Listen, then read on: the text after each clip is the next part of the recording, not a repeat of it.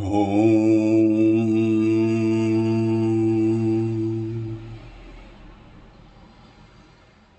Om.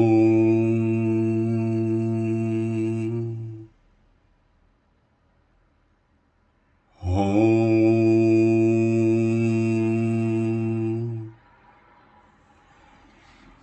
Je me prosterne devant Brahman, ou l'Éternel. C'est à travers lui que durant l'état de veille, on fait l'expérience des objets grossiers. C'est lui qui pénètre tout l'univers avec les rayons omniprésents de son inaltérable conscience, laquelle embrasse tout ce qui est mobile et immobile. C'est à travers lui que durant l'état de rêve, on fait en soi-même l'expérience de la multiplicité des objets que le désir produit et auxquels le mental prête attention. C'est à travers lui que dans le sommeil profond, ou sommeil sans rêve, on fait l'expérience de la félicité qu'à travers les sens, on peut savourer. C'est lui qui, en termes de connaissances empiriques, se conçoit comme le quatrième, Turiya, et qui représente le suprême, l'immortel et l'immutable. Puisse donc ce quatrième, après s'être apparemment identifié par la vertu de Maya, ou la connaissance des sens, la connaissance empirique, avec la totalité de l'univers, et avoir expérimenté dans l'état de veille les multiples objets grossiers. Après encore s'être illuminé de sa propre lumière dans l'état de rêve, et avoir expérimenté les objets subtils. Après s'être enfin retiré en soi-même dans l'état de sommeil profond, résolvant tous les objets grossiers et subtils, et s'être affranchi de toute distinction et de toute différenciation. Puisse donc ce Turiya, ou quatrième, éternellement exempt de tout attribut, nous accorder sa protection. Om.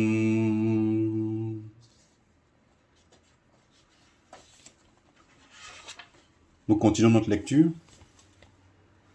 toujours dans le premier chapitre. Certains penseurs considèrent la création comme le pouvoir de la divinité, pendant que d'autres la comparent à un simple rêve ou à une projection mentale que peut réaliser un magicien. L'explication.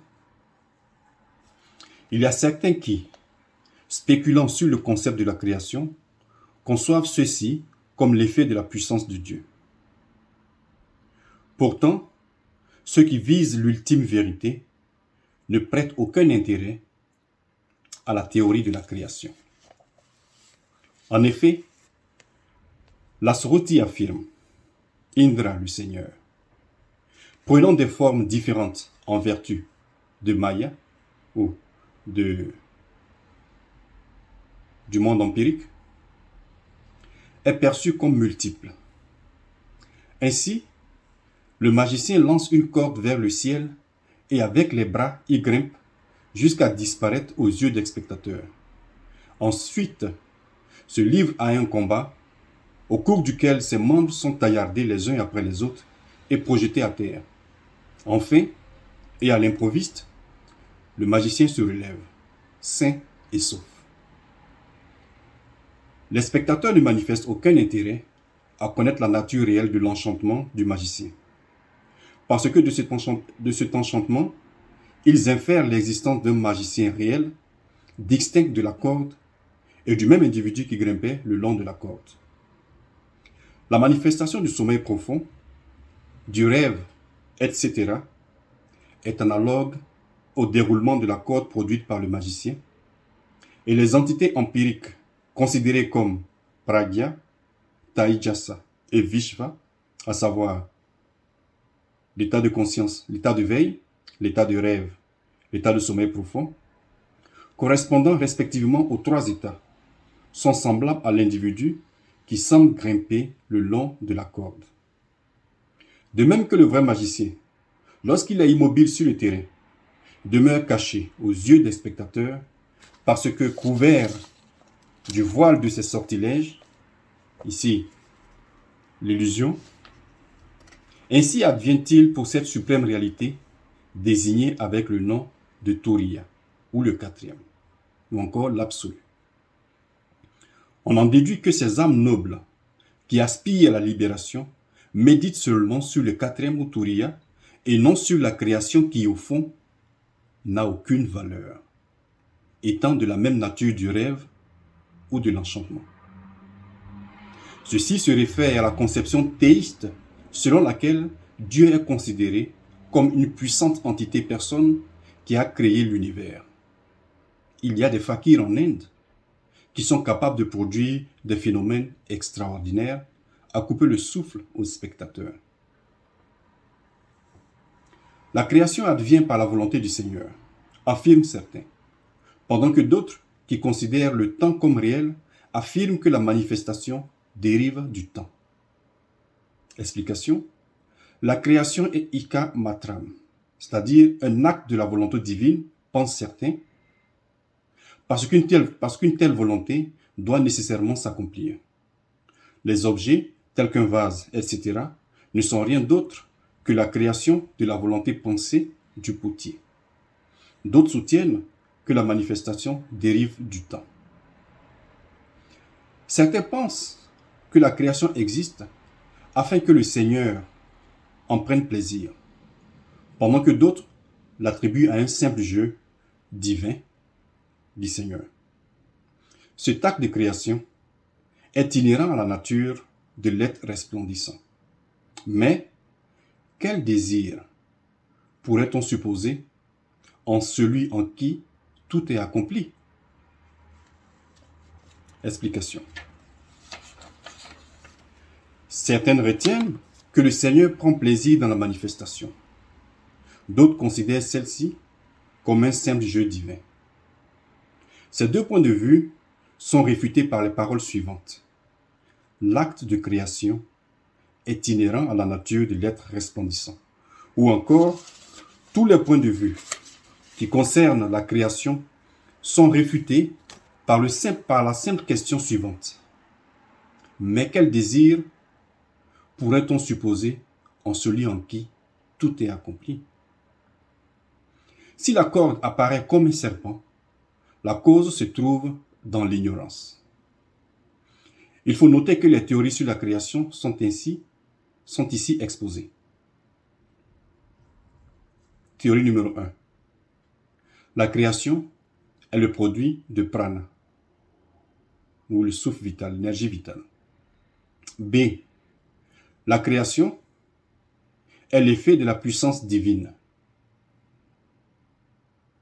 C'est la deuxième théorie. La troisième théorie, la création est l'acte délibéré de la volonté divine. Quatrième théorie, la création est le produit du temps. Cinquième théorie, la création a été faite pour le plaisir du Créateur lui-même. Sixième théorie, la création est un jeu du Dieu personne. Ce sont des théories qui ont une base cosmologique et théologique. Introduction de Shankara au 7e sutra de l'Upanishad. Le quatrième cas qui suit est décrit par les paroles Nanta Pragyam, non conscient des objets internes, etc. Parce que celui-là, qui n'admet ni la description, ni l'indication de concept, ceci étant impropre à l'exprimer, ne peut être décrit qu'en termes de négation d'attributs. Objection. Dans ce cas, Turiya, le quatrième, devient pur sunya, vacuité. Réponse. Non, parce que chaque représentation étant illusoire ne peut subsister sans un substrat. L'illusion d'une monnaie d'argent, d'un serpent, d'un homme tapis dans l'ombre ou du mirage, etc. ne peut se concevoir sans un substrat correspondant. Dans notre cas, nac, cadre, tronc d'arbre, désert, etc. Objection. S'il fut ainsi, Turiya ou le quatrième devrait être désigné avec des paroles positives et non avec des négations d'attributs, puisqu'il constitue le substrat de toutes les représentations mentales, telles que l'énergie vitale, etc., de même que les vases en tant que récipients d'eau sont désignés avec des paroles positives. Réponse. La représentation mentale de prana, l'énergie vitale, etc., en référence au quatrième, Turiya, est irréelle, tout comme la fausse notion de la monnaie d'argent référée à la coquille de Nak, etc. Une relation entre le réel et l'irréel ne peut être exprimée en paroles, surtout parce que celle-ci est inexistante. Le quatrième ou Turiya ne pourrait, comme la vache par exemple, être objet de connaissance parce que sa nature est homogène et privée de tout attribut temporel. Turiya ou le quatrième ne peut, comme dans le cas de la vache, etc., posséder quelque chose qui ressemble à une propriété générique, puisqu'il est dépourvu d'attributs. Il est libre de toute qualité, soit générique que spécifique, car étant un sans second. Ni possède aucune activité, comme dans le cas d'un cuisinier, puisqu'il transcende toute action, ni peut être désigné par le biais d'attributs tels que par exemple la couleur bleue, etc., parce qu'il est sans attribut. On conclut donc que Turiya ou le quatrième, ou l'absolu, ou l'éternel, échappe à toute description verbale possible. Objection. S'il en est ainsi, l'éternel est semblable aux cornes d'un lièvre, donc sans utilité. Réponse. En effet, ce n'est pas le cas parce que la connaissance de Turiya ou du quatrième ou l'éternel en tant qu'Atman, esprit divin, résout tout désir porté sur les objets lesquels constituent le non-moi, comme la connaissance de la nacre prise pour une pièce d'argent résout le désir de son appropriation. Lorsqu'on a réalisé l'identité du quatrième ou Turiya avec l'Atman, ou le soi, ou l'absolu, il ne peut plus subsister d'ignorance et par conséquent de désir et de perception erronée avec leurs effets. En outre, toutes les Upanishads professent cette conclusion, comme il résulte des passages suivants. Tu es celui-là. Cet Atman qui réside dans le cœur est Brahman. Il est en même temps à l'extérieur et à l'intérieur. Il est aussi sans cause. Il, l'Atman, est tout ce qui existe, etc. L'éternel est tout ce qui existe.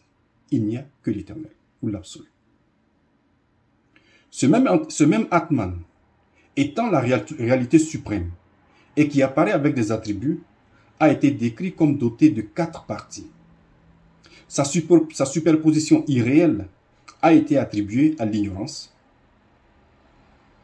tout comme la superposition du serpent à la corde. Il est constitué de ces 4 parties qui sont en relation entre elles comme la graine et la plante. Ainsi, dans le verset qui suit, Turiya ou le quatrième, ou l'éternel, ou encore l'absolu, est considéré dans sa nature non causale, dans sa suprême réalité, semblable à la corde, privée des 3 états précédemment énumérés. Ces 3 états correspondent au serpent superposé à la corde.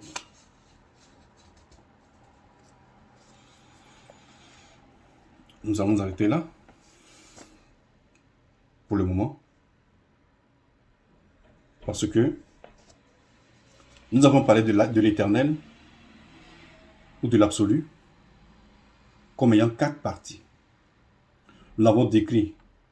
Nous avons dit que le home était la meilleure description, il était le meilleur nom qu'il fallait attribuer à cet éternel-là. Et que cet éternel avait 4 parties.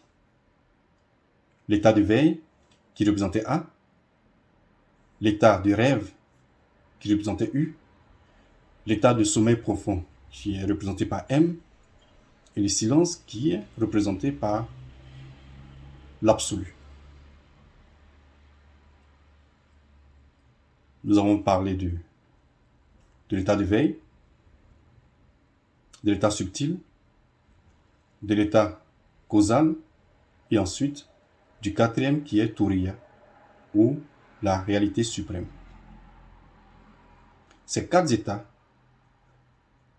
ne sont pas dispersés, ne sont pas séparés, comme on pourrait le penser des pattes d'une vache,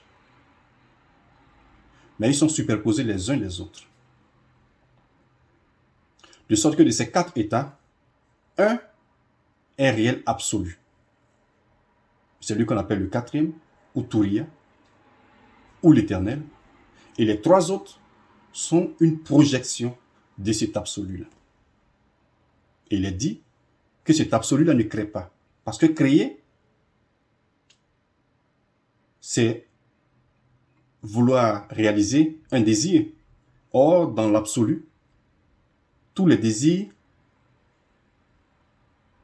sont comblés. Il n'y a aucun désir. Parce que dans l'absolu, il y a la totalité. Donc, on ne peut pas concevoir de désir ou de création de la part de l'Éternel. J'espère que on a bien compris pour le moment. À la prochaine vidéo.